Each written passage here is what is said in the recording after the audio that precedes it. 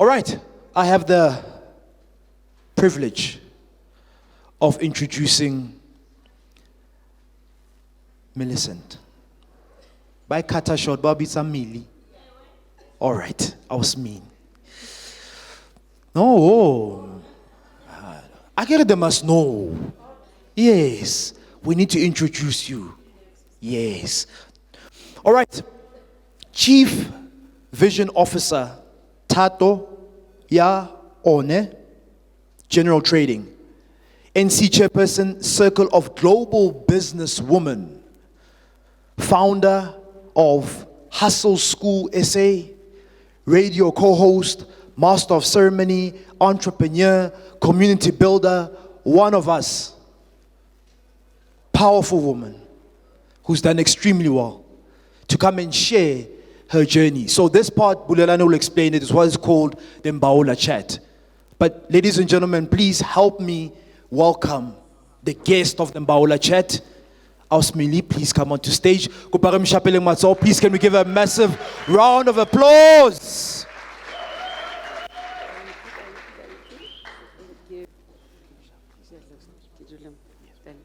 So this session, the center.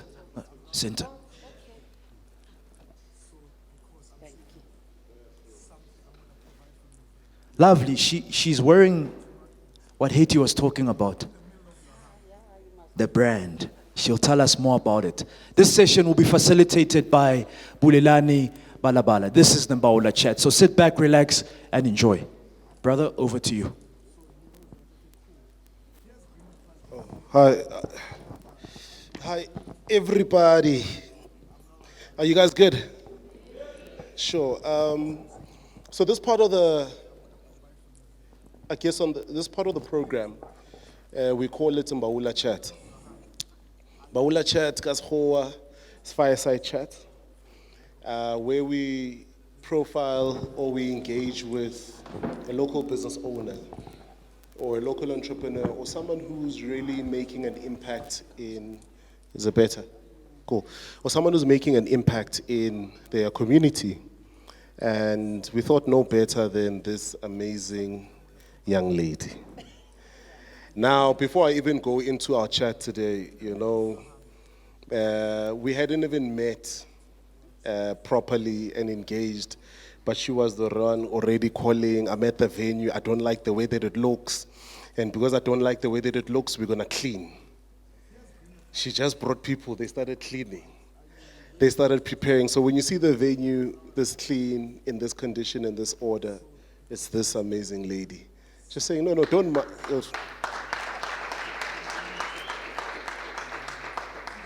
And she did it of her own. We didn't ask. The team was going to do that when they got here. But when we got here, it was a welcoming party of sort. The one that she spoke of, because we go into these different communities and the work that we do, I guess, is for that specific community, for them to benefit in a sort of multidisciplinary manner, right? So sort of spin-offs are huge in different layers, from the exhibitors who get more clients, social media legs, to the people that are here who meet amazing people sitting next to you that you might have known, but you didn't know what they did.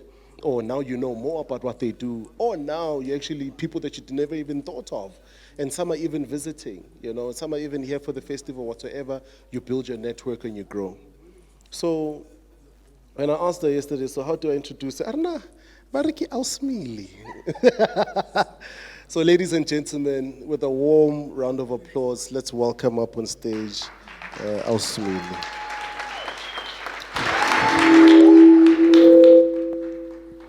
Maybe. No, it's the power. Oh, okay. But by way of introduction, pretend no one here knows you. They've never met you. They don't know what you do. Who's Ausmili? Just give us a little bit of background, who you are, and then maybe how you and why you decided entrepreneurship. Okay. My name is Sephiwe, Millicent Grorge. I used to be Wolf, now I'm Grorge. My entrepreneurial journey is an interesting one, and I've learned a lot from from it. Okay, I'm a mommy. I have 2 lovely babies, and I have a giant of a daughter, Tato. She's the manager of my 2 Chisanyamas now. She runs the show. She is managing and driving that ship, and I'm so proud of her. I am the founder of Tato Yaone, and interesting journey. I was fired at my job. And like in every job, I got fired when I think about it.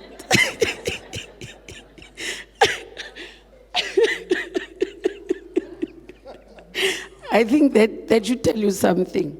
But fired in the sense that you are there, man. You have a presence. You do what needs to be done.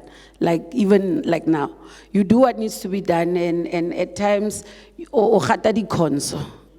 step on some cons, right? And it's on that. So out of that, I found myself. Entrepreneurship was never an option, and I want you guys to note when I say this. It was never an option, right? Because every one of us, we want to go and to get employed, get those papers that prove horomang, and then work for someone. But when I was faced with unemployment, I have a daughter, and I asked myself, Sephiwe, what can you do? And I love to cook. And I was cooking for everyone. And when I'm cooking at weddings or at the funerals, everyone wants to come and eat because Millie cooked. I was like, okay, I can get paid for this. And I started cooking. And I charged. Now when they called me, Sephiwe, we have a funeral. Okay, funerals, I can't charge, like my conscience, it doesn't allow. Okay, but parties and all those types of things, I'm like, girl, got charge. I don't know. So the ball was now a different one. So I really started when I really literally had 300 rand in my hands. And it was the last. I sat and I said to myself, this thing that you said, Batho Batla Ring, it's so powerful. Because I was faced with 300 rand, Batho Batla Ring, and a future ya tlala. I was like, okay, you don't matter. I want to pause you there. Please say that again. Please say that part again. About Batla Ring and the future ya tlala. Because I think that's just so powerful. Yeah. So I was faced with 300 rand in my hand, Batho Batla Ring, and a future ya tlala. So I had to make a call. I had to make a serious decision with myself. And I have a responsibility. I have a child and a broke down car. Oh, Dixie made Dixie. Everyone who knows me knows Dixie. If you know me, you know Dixie. Dixie is my tataki, a black car. Because that car literally goes on empty up until I have money to fill it up. Yeah, that's Dixie. Now, and I have to introduce her because she's such a big part of the family. So I had to choose. And I asked myself, what can I do now? Because you have these big things and they're impossible because you need money, you need equipment, you need all sorts of things for the big stuff. I'm like, go back. And I said, with the 300 rand, I have Millimil, I have salads, salad ingredients in the fridge, last things. I'm like, okay. And I cooked pap, and I made the best of the salads that I knew how to. And I went out, 50 rand, poured petrol into Dixie because for some reason that day, she was like, okay, I'm dizzy. And I was like, okay, I have to put petrol in this one before she lets me down now. And then with the other 250, I had to buy wors and meat And then it wasn't so expensive, at least like it is now. So at least I could buy namanyana, ya 150 vorso, ya 50 randa. And Hulana Park, that was my spot. And I was like, yo, there's so many people here, but there's no one cooking here. This is a gold mine. And that's where I started. I started with 300 rand, and I never looked back. And I cooked. When the vorse was finished and the meat, Khotla Dixie, go stock again, come back. Tato was very young then. She would mend the small braai stand that I borrowed from my aunt. I didn't even have that. But as Musadi, you have to make a plan. Yeah, and that was my plan, and I stuck to it. Let's give her a round of applause.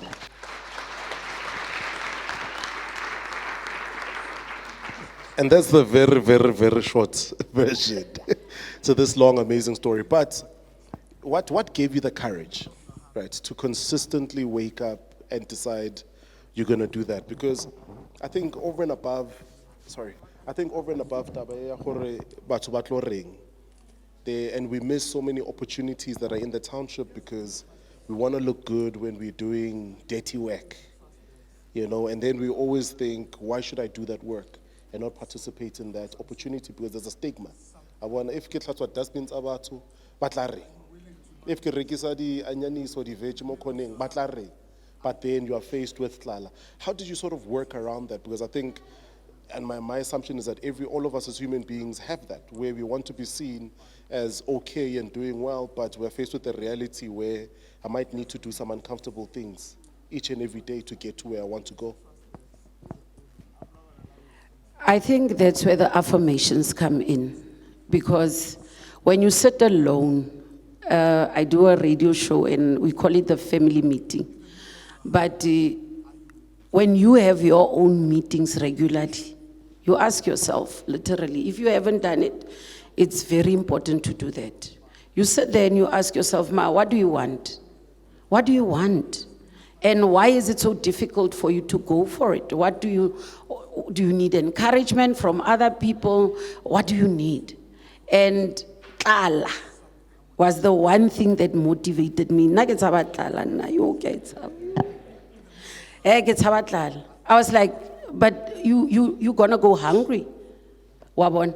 So the other thing is, what are your goals? What is the picture in your mind about who you are? No matter whether you are there or not, but there's a picture of who you are in your mind. And the courage, that is all you. To get to that person, that's all you. And if you are going to open your ears to the naysayers, what they now all over,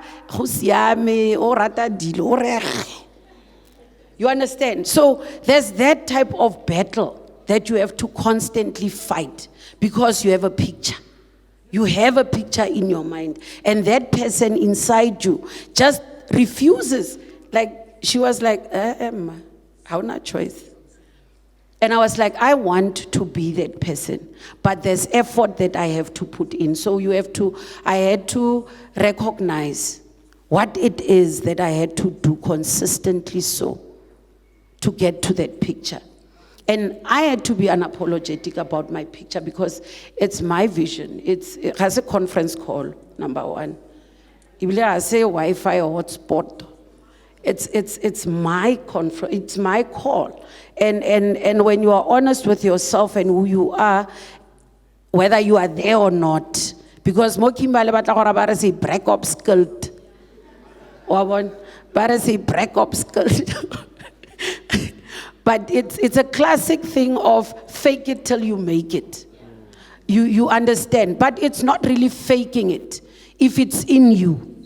It's not really faking it, because no one sees and no one understands your visions, your dreams better than you. That is why I had to develop that crocodile skin, to say that to get to the dream, I have to move through all these hoops.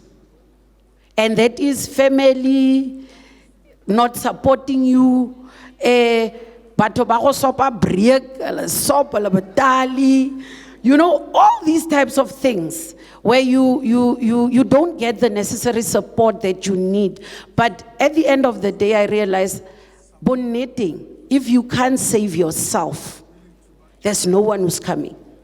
No one is coming. I'm sorry. Why won't you can go pray? Hey, Jesu tlatla ka le leng.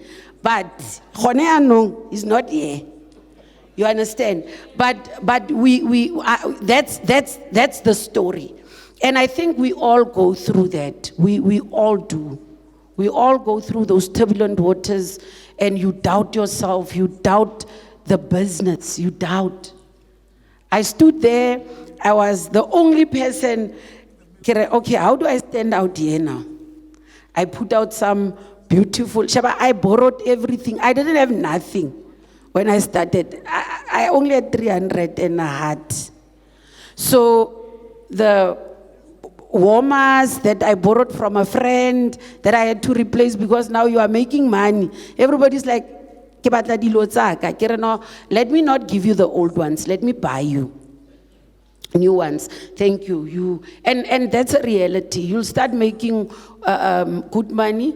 Even the aunt was like, "Ke kopa price tendaka." I was like, "Oh, okay. Let me buy my own stuff because I am most now making at least money." But everything about where my stall was at stood out because I was like, this picture, man.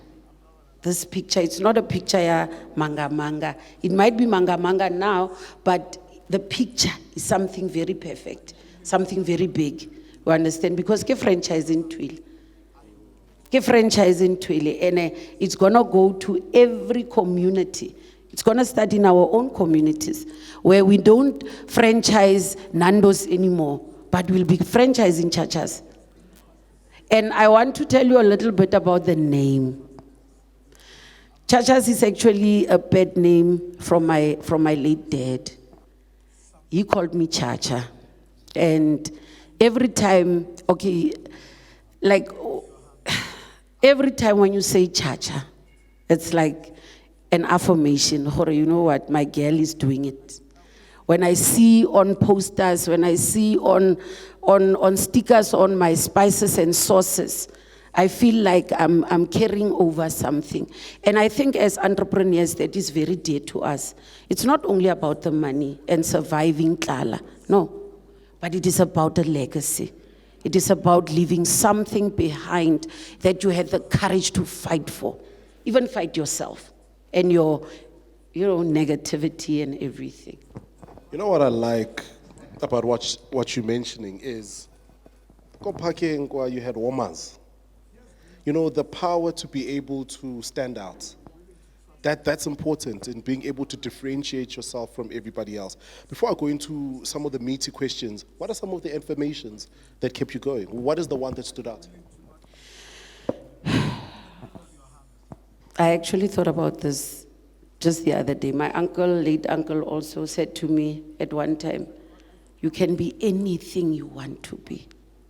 And this week I carried his words. From Sunday, I looked at myself in the mirror and I just heard his voice. And I called my mom and I said, and I remember his words. I was so annoyed that day because he likes to call you for nothing. And I was like, and when I came, he was like, you can be anything you want to be. Never forget that. And in 2 weeks, he was gone. He died. But that one affirmation, when I felt everything was falling apart, because remember, things don't go the way you plan. You know, you might have good plans, but they go south, west, whichever way. But I can be anything I want to be. And there's a responsibility there. There's a choice there. You have to choose to be that person. It doesn't matter where you come from. It doesn't matter that you were a child that was sent from pillar to post, didn't have even a stable place to stay at one point. But you can be anything. And that has been the one thing, and many more, because there's people who come in your life who encourage you. I had many mothers. I was blessed to have many mothers who really believed in me, and that thing stuck to me. Because as me, there are certain things that you can achieve because ole me ka pelo ya gago. And there are things that you feel and see that only a mother can really intervene in. Ka lerato le mohutu o wa bomme.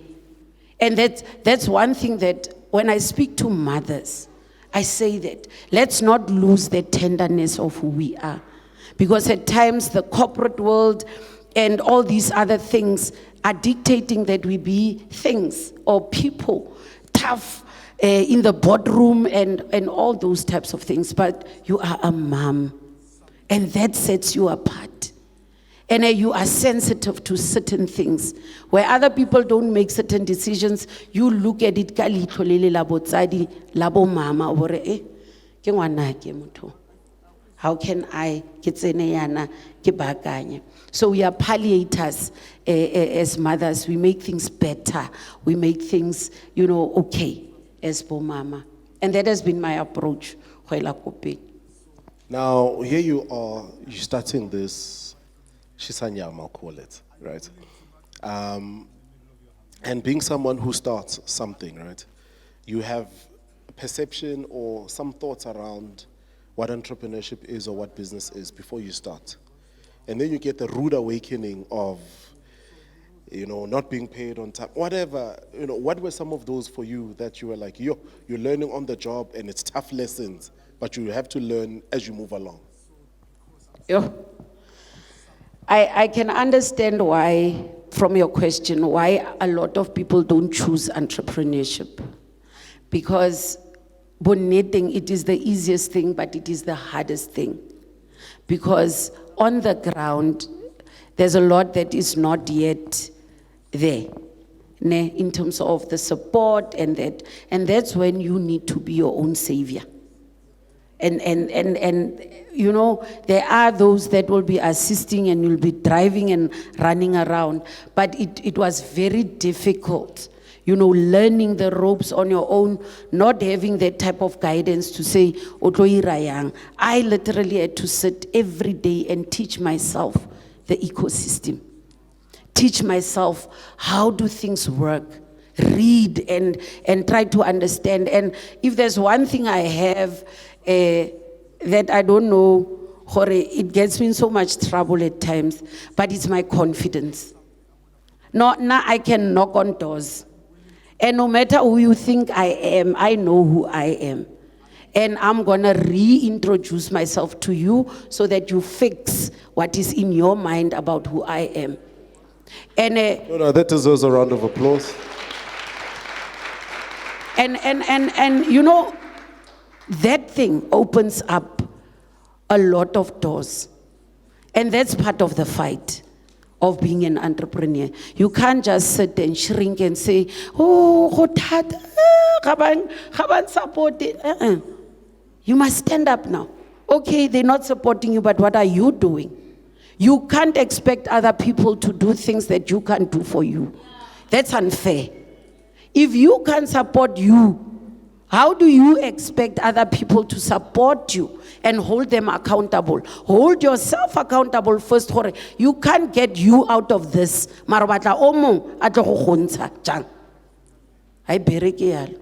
Doesn't work like that.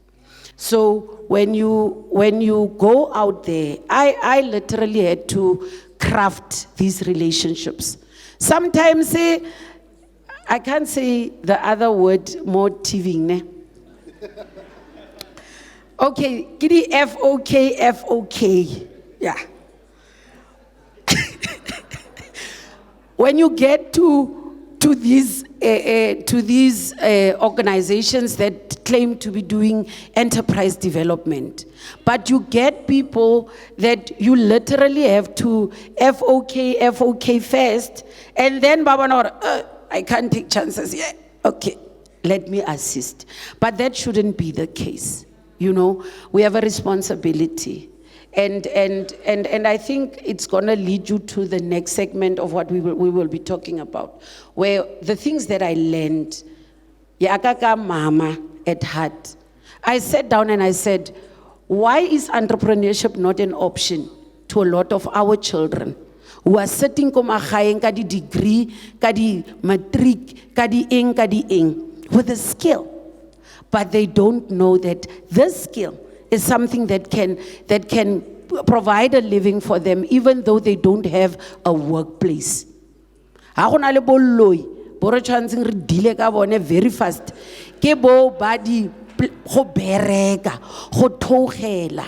That is a disease, it's a pandemic. Go thogela. Ke bothata. We have to deal with that thing and be decisive about it. So when I sat down, I said to myself, we have a problem.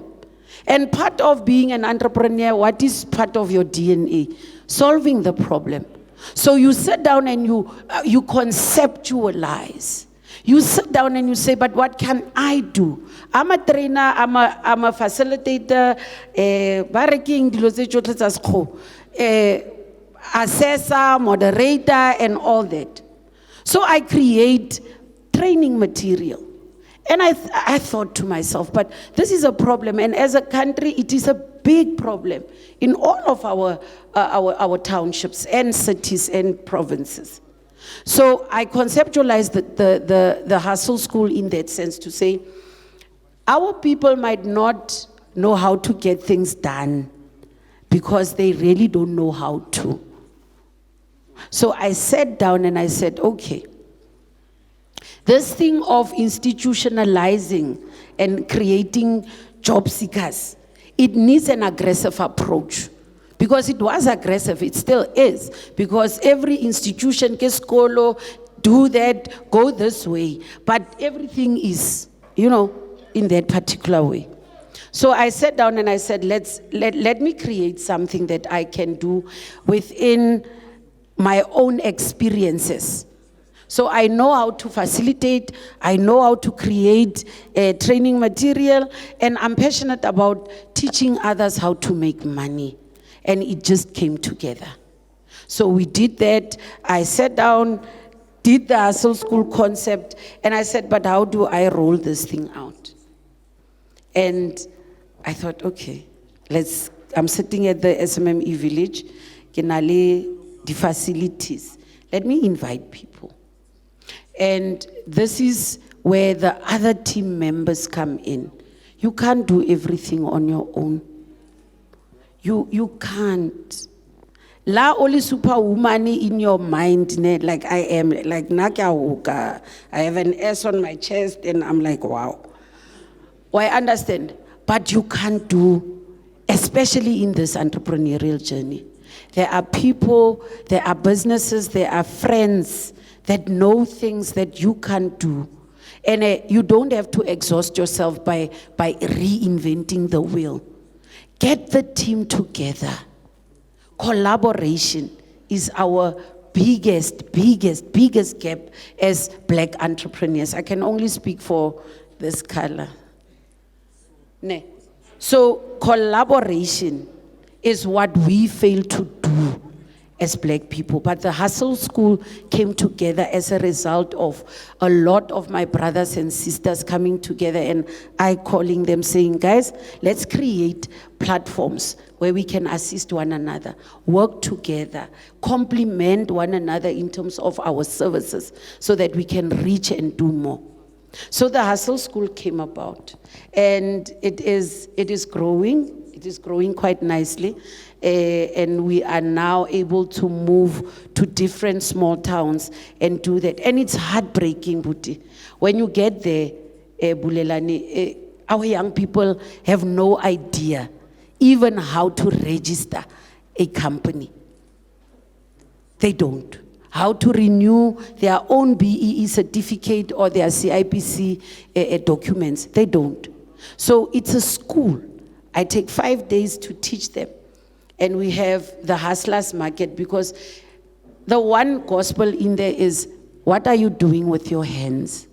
What can you do that no one took you to class to teach you how to do?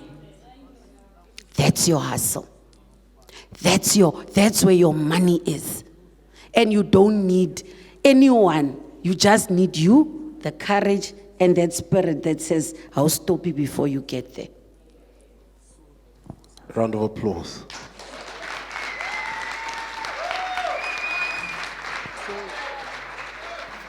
So I'm intrigued, right? I've got a barrage of questions, but I'll also just share them with some of the people in the audience.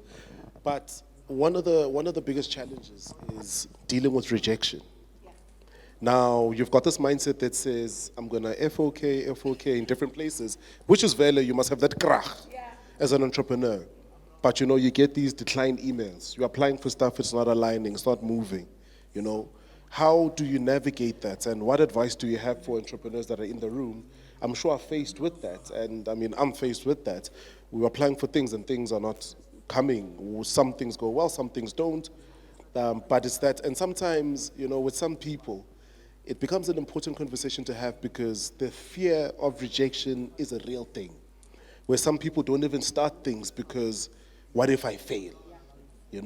So how did you manage, and how do you continue to manage to say, okay, this is what I'm not going to do? I think that speaks to the motto that I walked about 3 years with. I got this word that says, Kopano ke matla. Our unity is our power. We struggle because we have this individualistic mentality. Gore nna ke superwoman, akere ke na Millie. So I'll do it on my own. So when I sit down now, I say, if this is a problem and I can't do it in this way, how can I do it? What kind of way can I employ? Or strategy can I employ in order to do it differently? I think we get stuck in a mentality where you want to do it this way. So you can't use the same tools to want to solve different problems, right? So, it's time to end. But you can't, I had to think about other ways. If it's not working this way, Sifa said there's this amount of money, but you're not getting to that money. What do you do then? Right?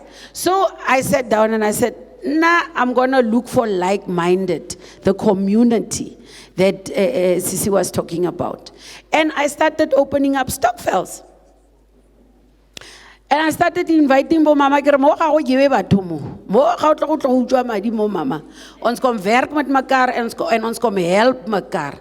So these stokvels were influenced by the ladies of Limpopo. I want to pay homage to those mamas there. Those women know how to get things done, Putibulela. And those women, they taught me something. And I walked out of Limpopo thinking, hey, my sister is on to something there. And I joined the stokvel for a year. And I learned, and I started, I was physically there.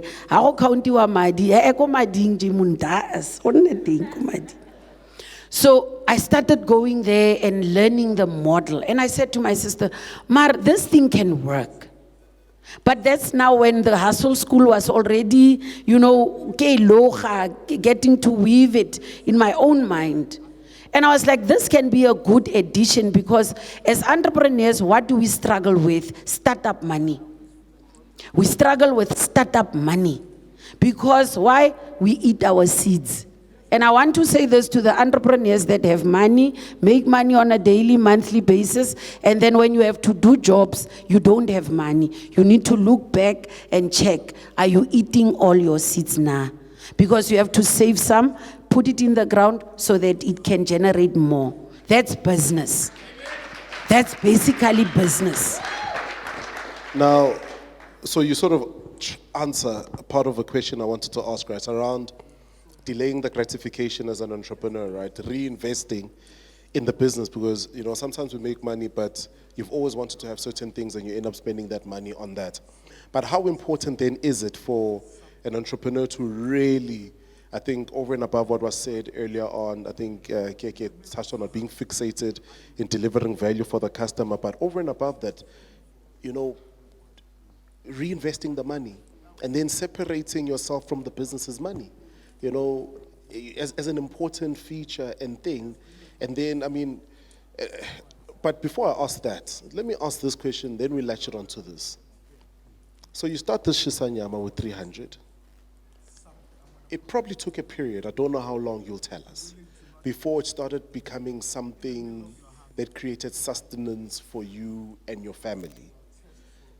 What then did you do in between in reinvesting practically this money into the business to grow, as opposed to saying, I'm going to take this seed and feed it myself? Because we get the advice that says, don't eat the seed.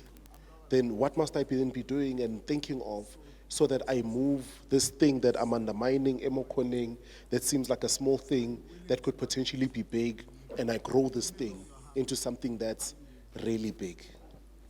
Yo. Ke yone go itima dilo.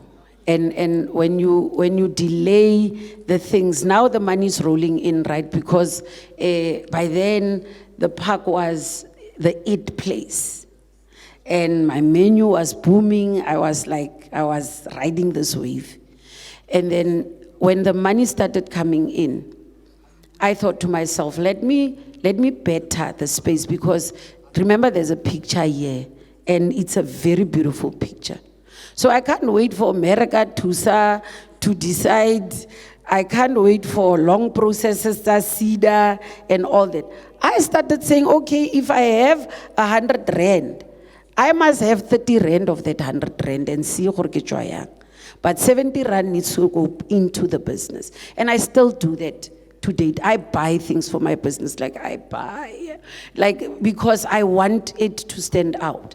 And I will go the long haul. You eventually get the support, from our provincial offices and banks, but it takes time. So as an entrepreneur, you don't have time to wait for another person to decide, because that is also what traps entrepreneurs in immobility. Because now they don't do anything. You see, they don't do anything because they are waiting. But that's not their dream. It is yours. So the onus is consistently on you to say, what are you doing? Well, now every day. You understand? So I started to decide, let me put in the money in the business, because I want it to grow while I apply and look for these assistances. So from 2017, sometimes there's the ups and downs. It was not always wire. Sometimes you had to go olo koka moya.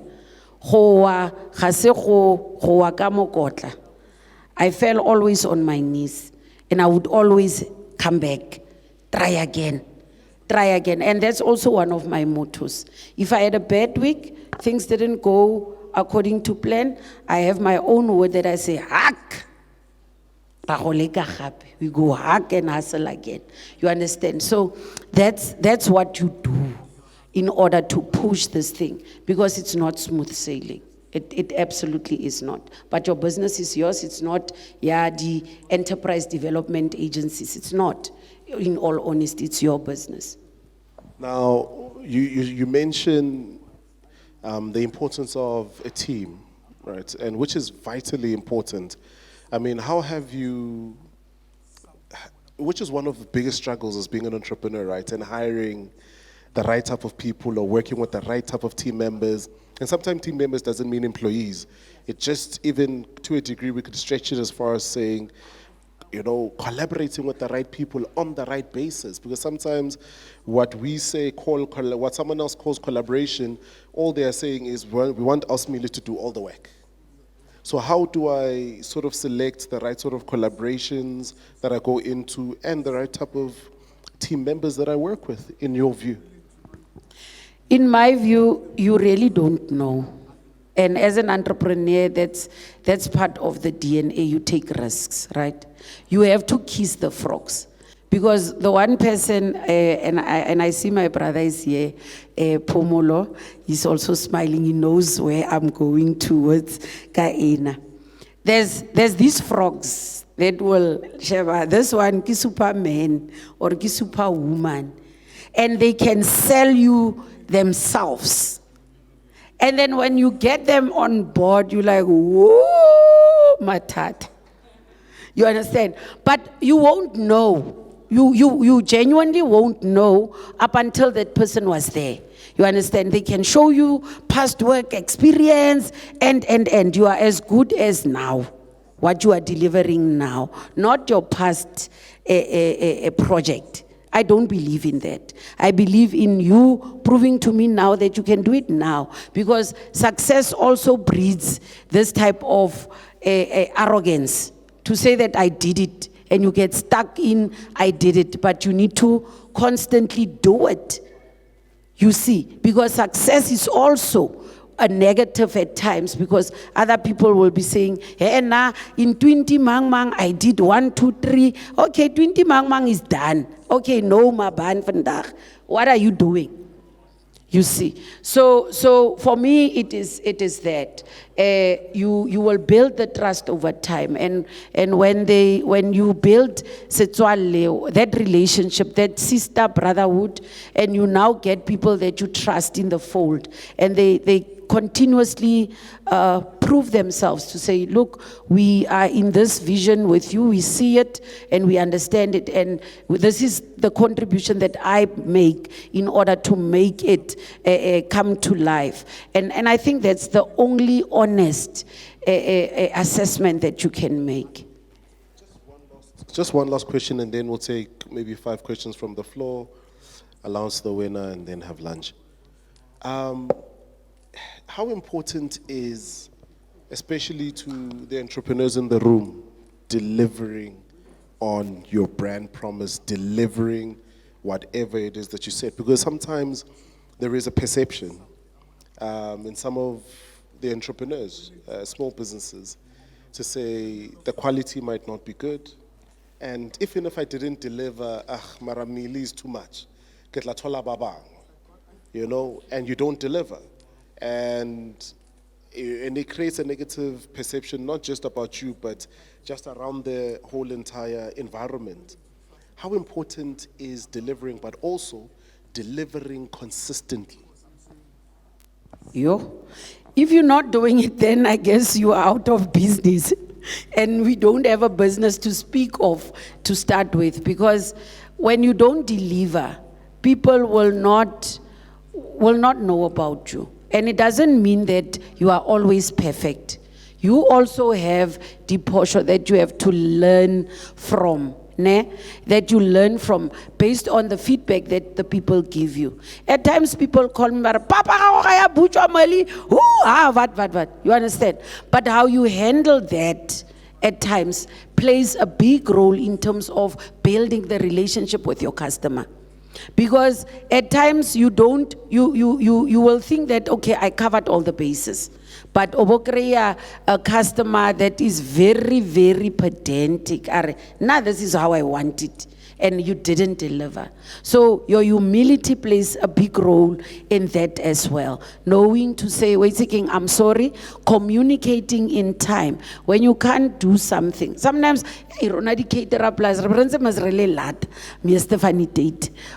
because then there are other background stuff. The gas is not opening. You are struggling, running around. But there are just things that just work against you. Let's say what's a Murphy's Law, like the stuff that you don't need to go wrong on that day, just voila, goes wrong. So you budget that, but it affects on your quality at times, delivering on time and that. But when you communicate, and when you communicate honestly and say, Sheba, give me an hour, I'm running late. You tell them 2 hours before, I need an hour. You understand? So that they can maneuver and do that. So I think that is also part of the whole thing, where you need to to look at as an entrepreneur. Just one last question. Just one last. So you spoke about differentiation, right? So you differentiated yourself, you set up warmers. But I'm sure as you did that, other people probably copied. And they did that. So how did you consistently differentiate yourself in a market? Because, sometimes we think it's not just seller, but selling ikota or just washing sneakers or cleaning cars. There's that wow element that we can consistently add that sets you apart from everybody else and puts you in a position where you can charge a premium. How did you do that? And also, was your perception when people, I guess, copied whatever you're doing, or was it a compliment and you just did better and you engineered better? I engineered better, and I think if there's one thing I love is competition. If there's one thing that motivates me and gets me to the peak of my creativity, it is having a competitor. And I actually was fighting with the one guy when he started not opening. I'm like, hey man, I told bule man, come back up go. Because I'm now like me, I'm getting lazy now. I'm not thinking the way I used to. You understand? But competition is good. Competition is good only when you know that you are creative. People who have a creative ability are not afraid of competing. You understand? And there's a level that you get to because, okay, I did all of them. I did the tables and the umbrellas. And when everybody was doing the tables and the umbrellas, I put someone now green grass. I'm like, wow, yo, mama ono obvious. But later on, I started also saying, okay, the offering is big because of the demand and that. So how do I now also keep scaling up? So I started with conceptualizing now the mobile concept where I thought, I don't want to pay the overhead study rent and all that. So how can I now move towards other things? Because everywhere there's opportunity. So I conceptualized the mobile restauranting approach, and now I'm slowly moving into kitchens and cooking for health focused, because people now want good food, kidi vegan as baie besig daar buite wabona. So those are the kind of stuff that I now move into, because you need to love your business. You can't focus a lot on other people. When you start focusing on other people, or latha side, because you need to be working on improving this thing. But okay. You understand? Now I'm no longer thinking about my business. But the vision, when it's there, it's alive and it's yours. I think the other thing is that one. There are people who are pushing visions that are initially not theirs, or it is only about the money, or we have our own motivations. But if it is yours, you see it in its totality. Because now I see that Chachas is going to be cooking. We actually buying that trailer next week. We were supposed to buy it yesterday. So yesterday, most I was otherwise preoccupied, so I couldn't drive to Joburg. But Kimang, when you love that vision, you see your business and you start, it falls into place. As you connect the dots and you connect the parts, then it starts making sense. So we'll be cooking now and providing food. Very nice kitchen that is coming up, where we will be cooking for the sick people, co-hospital. You understand? But it is not a contract, because that's the other thing that keeps us failing as SMMEs. Rebatla di tender. No. There's someone cooking co-hospital, no matter how they got that contract, but there's an opportunity where people are hungry most of the time, and they need food that is nice, that is that. So we've put up that offering. I put them up all the time, so that the menu is exciting and you reach different clients. Let's give her a round of applause, ladies and gentlemen.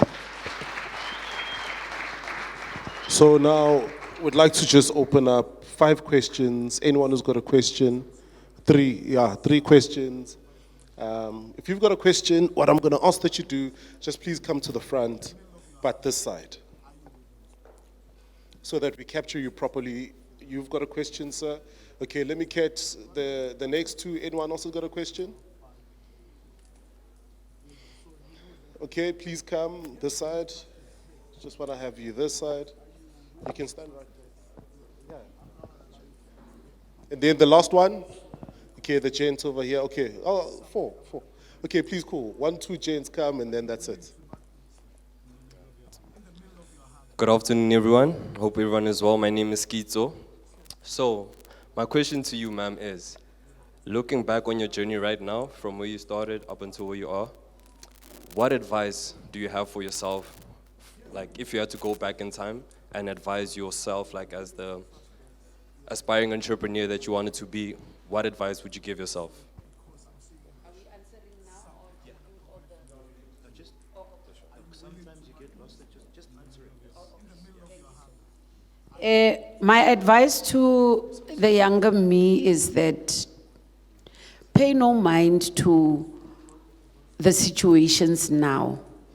The road ahead, it's much beautiful and smoother. Not really smoother, but you much more in control, you know? Because the childhood was very tough. And there was a time when I said, it was so tough, and I looked up and I asked God or whoever I was like, can this period just pass? Because I think I was 11 or 12 years old. And literally, when I remember again, it was a bit better. So the younger me knows that, Kopil, she must just keep moving. Thank you. Okay, I must say you are a very inspirational woman, and I think you're inspiration to young girls. So I just have 2 questions for you. One, okay, I will ask for girls. What message do you have for girls who are panicking about life, who are facing challenges, who are about to take their lives, or who are about to do prostitution? What message do you have for them? Because I think you're an inspiration for them. Thank you. Thank you so much. We created that platform at the local radio station where Kahoya Botselo, I co-host with Grace Homolemo on RTS, Kengana Radio Temaning. So every Wednesday at 9 o'clock, we are there till 12 o'clock, and we talk about all these things.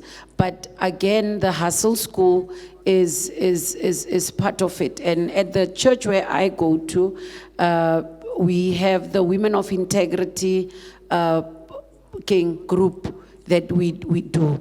And at the SMME village, every Thursday, 10 o'clock till 10:30, we have the Hustlers Talk. So I invite them on Wednesday at the radio station for them to come through so that we can have a talk. And once a month, we have the Hustlers Circle of Support, where we talk about our challenges as SMMEs. And Somada, we find our own solutions because it's different entrepreneurs that come to the circle. And then when we talk about our issues, I had an issue, my finances were like a mess. And there was an accountant in the circle, and now he's my accountant. And he does my books. I now have a 2-year financial audited statement. So those are the types of things that we create our own solutions. And when you don't avail yourself towards a particular circle, remember now, Doctor doesn't go house to house asking in the location, who's sick here? Who needs an injection here? When you are sick, you go to the clinic. When you are sick, you go to the hospital, right? So when you have issues and you need to take that first step. We can create these platforms. These people will be gone. It's so nice to see lots of entrepreneurs there. It means on Thursdays, my hustle school will be full, buti balabala, because they don't come. And I'm calling them out because they don't come to the sessions when we call them. But dabat ba Gauteng batla, ma Gauteng ba tsama, ala paka la loop. La go sala le rona mo. Ya la blame nonsi. You understand? So these platforms are there. You understand? And I love it that you put in local people to come and showcase. Because what we do, we had Letlhogo Nolo on Wednesday at the radio. He does amazing work as well. So we profile what we do and we talk about it. But it is when people come to the sessions to come and take that we can impart. But as women, we have a lot to give over to the young ladies, but they have to avail themselves. Hi. Hi. How are you? Ngwaneso, People are just pumping you with questions. How are you? Okay, my question would be, what would you say to somebody who had motivation and then their motivation was just taken by a lot of too much competition or too much people expecting things from them? What would you say to somebody who is just thinking of, let me just give up. What's the point? What's the use? Like, where am I going? I mean, there's no process. So what would you say to somebody who's trying their utmost best? They are all best, like they're giving it their all, but it's just not there. Like, what would you say to the person like, no man? This is what I would say. Oh, Nana, thank you so much for that question. You know what I would say to the person is, the first thing is the conversation that you have with you. The positive self-talk. You spend all your life with you. Ne? So what you meditate on, what you tell yourself plays a big role. And even though you see it is hard, but when you allow yourself, motivate yourself to say, one more push, one more try, let me try again, Kamosho. So you don't know tomorrow what it might look like.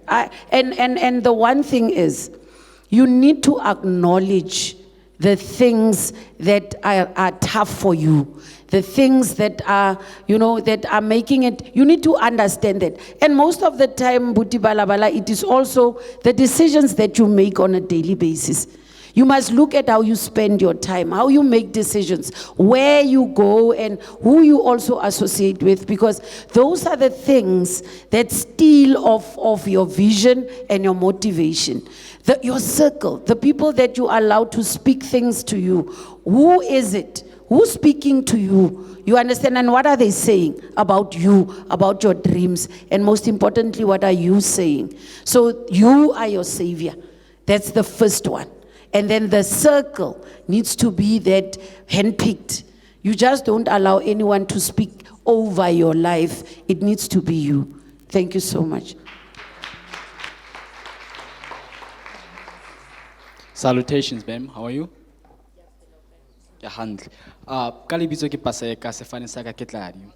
I am in the public speaking industry and the modeling industry. I do have a question that's related to being in a leadership position. As a leader, how do you maintain your position as a leader, first of all? And how do you deal with critique, number two?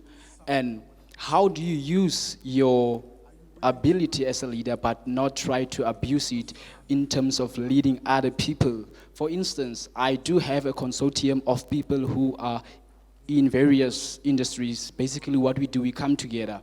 But then you believe that you are a leader. How do you then lead them without looking down upon them? And how do you then inspire them to become better? Yo, Ompio, wamubana kare principal plus.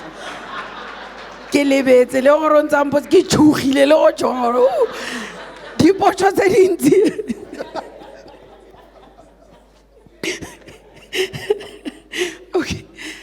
Okay, I'm going to try to answer, right? I think first and foremost, you don't tell yourself that you are a leader. Now I believe that. That's me. You can define it the way you want to define leadership, but to me, when you are a leader, or when you are doing things or showing others how to do things, ne? It is first and foremost a call to change. I think the first thing as a leader, you are a change agent. You look at things and the way they are, they just bother you. But you are one step ahead because you just don't want to accept that these things are like this, and you sit and you wallow in self-pity and you tell yourself different nonsense and you constantly give up. Again, so when you look at things, you ask yourself, okay, this is a problem. Can I take on this thing? You just don't take on anything and everything. So when you lead others, or when you fix things, you inspire those who will want to emulate or follow or assist. The danger becomes when they now want to be you. That's the problem, because it's only you, only one of you ever, and they can't be. So they can either complement and assist, or they can develop something that can come and make this whole thing a bit bigger. So when you hold yourself accountable as well, because as a person who initiates and starts things, you need to hold yourself to account.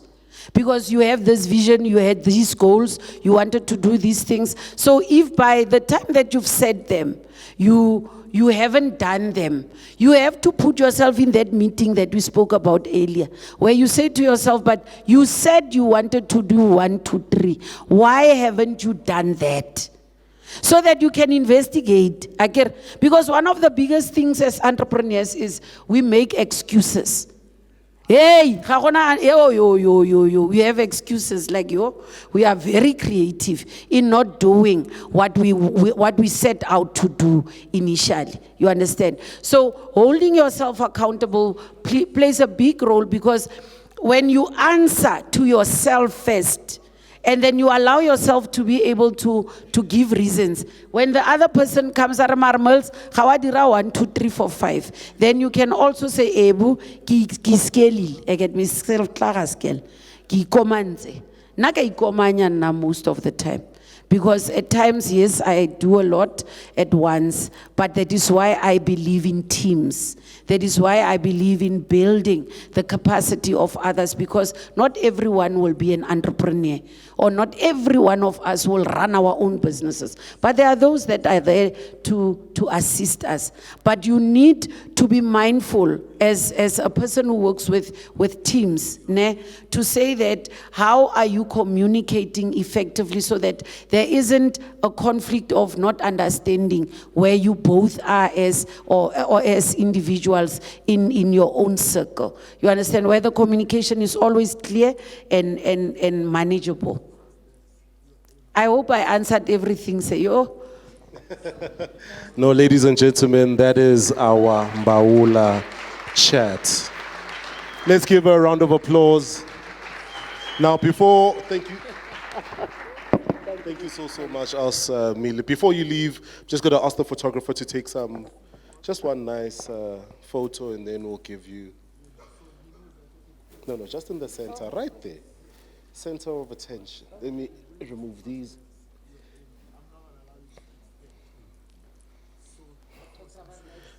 And then the team must just bring the gift for us, Millie, quickly. And then just as a thank you, we've got some flowers for you. That were bought from an entrepreneur who's at the back, who's exhibiting, who's a florist. I suggest you go get your own flowers. You giving me flowers before? for my burial. This is very powerful. No, as T, we are very appreciative, T Netbank, very appreciative for your help Thank you so in driving the message and to the community. We appreciate you. Your other gifts, Carol is bringing it up, but we appreciate you very, very much. Now going to hand over to Mr. Mlimi, just the gift parts. All of these, as the team has said, is bought from all the exhibitors. And we really appreciate all the exhibitors. So this is yours. Some of them you know, Yes. but now are coming through TNet Bank. Thank you so much. Thank you, guys. Let's give Osmili a round of applause. Thank you. Thank you. Oh, this was powerful. Thank you.